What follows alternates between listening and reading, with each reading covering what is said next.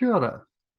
The Teaching Council, Matatu Aotearoa, is pleased to introduce this concise pre-recorded webinar on the professional growth cycle for teachers ngā kaiako. I'm your host for today. Ko Bill Hubbard Takuangawa. I work as Tohu Arahi, Lead Advisor in the Teacher Capability and Collaboration Team at Matatu Aotearoa. I come from a teaching background. This video is one part of a three-part webinar series where each episode unpacks one element of the professional growth cycle. You may wish to view all three episodes or just specific episodes. Each of the elements in the professional growth cycle are named A to F. However, they should be viewed holistically, as one element inevitably impacts on all the others. This also means the steps you take within a professional growth cycle will involve different elements at different times. Teachers aren't going to move through the elements one after the other in a totally linear fashion. The other two videos in this series cover element A, having a common understanding of the standards in your setting, and element C, engaging in professional learning. What will we cover today? We will see today how observation and feedback is a critical element of the professional growth cycle, giving each teacher objective peer input towards their practice and shining a light on areas for our future practice which we can't always see ourselves as teachers. We'll also discuss how observation and feedback can take different forms depending on each teacher's needs and the setting they are in. Let's quickly refresh the aims of the professional growth cycle. The profession created the professional growth cycle. The Teaching Council is now the guardian of that mahi, attempting to keep to the original intent of the professional groups who collectively designed the professional growth cycle. It is a collaborative and high-trust process for all teachers, be they from ECE, primary, intermediate, or secondary settings. It has also been designed to be flexible to the different needs and strengths of each setting. This particular video will ask you to consider the purpose of observation and feedback for your professional growth. This video will contend that observation and feedback is critical for our ongoing professional growth against the standards, whether we are a recently trained teacher or a teacher with decades of experience. Observation and feedback is every teacher's entitlement, and the next part of our discussion focuses on different ways we can think about integrating observation and feedback into our professional growth cycle. Let's take a closer look at why we will all want to pursue high-quality observation and feedback and provide it for others. Well-planned collegial observation and feedback are research proven to building effective teacher professional growth. It can shine an objective light onto our professional practice in ways which are not always possible by trying to grow our own practice in isolation. Observation and feedback also has very strong connections to the notice, recognize, and respond model, which is particularly used in the ECE sector. Because observation and feedback comes from people who know your setting well, it is naturally contextualized to your professional needs and the learners you serve. Observation and feedback builds the mana of your own organization and your own staff. It recognizes the expertise within every setting and signals the leadership dimensions of all teachers' work. Observation and feedback should be focused on our professional growth as teachers. As we've just discussed, observation and feedback reflects the vital importance of our colleagues' contribution in generating new opportunities for us to think about our own practice. The old teacher appraisal model unfortunately encouraged some teachers to be justifying their practice rather than reaching out towards new professional growth opportunities. In this way, observation and feedback within the professional growth cycle can now be a very freeing and creative process.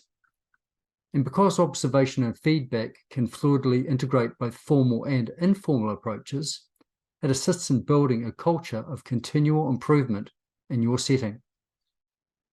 There is not just one model of observation and feedback that is best. You and your colleagues need to discuss and agree on ways that observation and feedback fit into your setting's professional growth cycle. Formal and informal observations each have value, and a mix may bring greatest benefits. In the next slides, we will look at different ways to approach choices such as these. Your approach to how to best organise observation and feedback will also be impacted by your approaches to the other elements of the professional growth cycle. For example, if your setting has developed a common understanding of the standards, that's element A, and recognised that Te Tiriti o Waitangi standard is not strongly apparent in your teacher's practice, your setting may flex your observation and feedback model so that your teachers can get feedback on this particular area of their practice. In the next half dozen slides, we will look at considering observation and feedback through different dimensions. Each of these dimensions are each represented as a continuum to show that you and your colleagues have choices regarding observation and feedback, and that those choices are based on the needs of your setting and your setting's professional growth cycle. The first slide shows that observation doesn't have a set time limit. Observation can be as short as a walkthrough, where the observer gathers a number of small, bite-sized impressions, through to the observer joining you and observing your practice for an extended part of the day, or it can be a combination of both of these, or anything in between. What would currently work for your setting, your needs, and your colleagues' needs? In this dimension of observation and feedback, we consider how can the depth or type of feedback best suit your growth needs? Questions you and your colleagues could ask yourselves include, what proportion of the feedback could be written and how much could be oral? How directly after the observation can the feedback be delivered? Who owns the written feedback?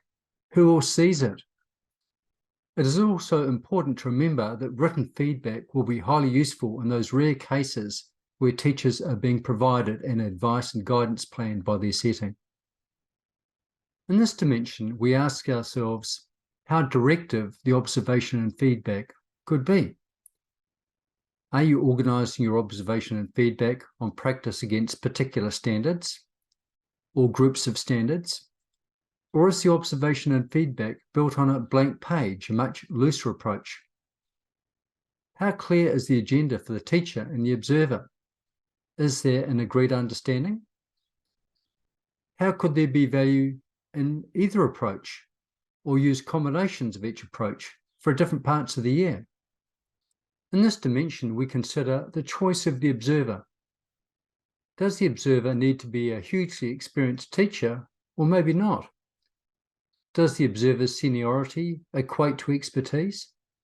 Does the observer's seniority equate to capability to give clear feedback?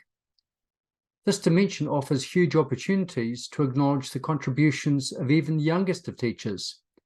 Just consider the possibilities of having beginning teachers observing and giving feedback to senior teachers. Here is the kaiako principle in action. In this dimension, we ask ourselves, how much is the teacher participating in the feedback process? Are they passive in the feedback, or can they offer their opinions on their own teaching practice and the teaching choices they are making? Can part of the lesson be self-videoed or observer videoed so that the feedback can show the teacher their actual practice rather than the teacher solely relying on the observer's interpretation of their practice? In general, we can ask ourselves, how can the observation and feedback process actively engage the teacher and give them central roles in their own professional growth? Lastly, we can think about ways that observation alters what is observed. The presence of an observer may or may not alter the dynamics of the observation. How familiar are learners to observers in the classroom? How could that familiarity be increased? What do learners know about the observer or understand by their presence in the room? How could the observation be modified by the observer interacting with the learners, or with the teacher himself, herself, i.e. team teaching? What are the risks to the observation, and how would you know? We have just talked about different dimensions of observation and feedback. Different combinations of those dimensions have led to different models of observation and feedback, some of which you may be familiar with. We'll briefly mention a few of them here. Instructional coaching, a teacher learning alongside an expert and or senior teacher who observes teacher practice and provides feedback. Lesson study, a teacher working with a small group of teachers towards developing units of work together, involving collaborative observation and feedback. Peer observation, teachers observing each other's practice and learning from each other, an emotionally peer model. Peer teaching, the teacher does not need to be observed from the back of the room. They can be team teaching with the observer and share some responsibility for the lesson. We have almost reached the end of this discussion, and it's time for us to refresh some key questions which will help you make your next steps for observation and feedback. We can ask ourselves, what is my role in selecting my observer? What feedback skills does my observer need to have? What power relationship does my observer have to me? How much trust for openness exists between me and my observer? Who sets the agenda for my observation? What assumptions may need to be checked first? What happens to the observation notes or the feedback notes, and whose property are those? Hopefully this presentation also gives you confidence as teachers to assisting other teachers by observing them in their practice. Observation and feedback offers huge benefits to the observed and the observer. If you have any further questions, please feel free to contact us through the email address pgc@teachingcouncil.nz.